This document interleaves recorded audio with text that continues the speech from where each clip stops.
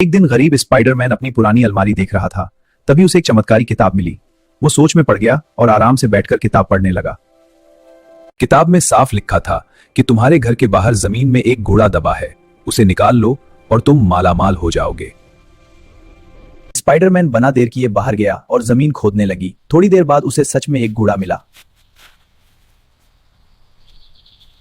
Spiderman घोड़ा घर लाया और जैसे ही उसे खोला, अंदर से एक चमत्कारी पेन निकला। तभी एक प्रसार आवाज आई, स्पाइडरमैन अब तुम मालामाल हो, जो भी चाहिए कागज पर लिख दो, वो पूरा हो जाएगा। स्पाइडरमैन ने पेन को आजमाया। उसने किताब में खाने का चित्र बनाया और थोड़ी ही देर में स्वादिष्ट खाना उसके सामने आ गया। वो बहुत खुश हो गया।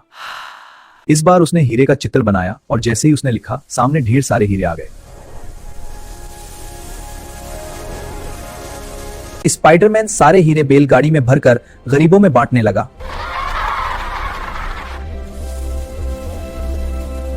फिर घर आकर उसने किताब में बंगला लिखा और अचानक उसकी छोटी सी झोंपड़ी एक बड़े सुंदर बंगले में बदल गई। वाह, बंगला खुशी से नाचने लगा। हाँ, मेरा बंगला। सुबह स्पाइडरमैन मंदिर के पास गया तो उसने गरीबों को पुराने फटे कपड़ों में देखा।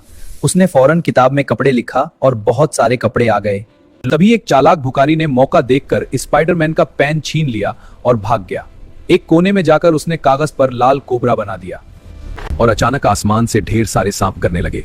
पूरा गांव डर से कांप उठा। घबराकर स्पाइडरमैन एक अघोरी के पास पहुंचा और सारी बात बता दी। अघोरी ने अपने झोले से सफेद पाउडर निकालकर चारों तरफ फेंका। इसी पुल सारे सांप गायब हो गए और गांव फिर से शांत हो गया। लोगों ने इस चोर भिखारी को पकड़कर सजा दी और फिर सबने मिलकर स्पाइडरमैन का शुक्रिया अदा किया। लेकिन स्पाइडरमैन अभी भी उदास था क्योंकि किसी ने लाइक और सब्सक्राइब नहीं किया।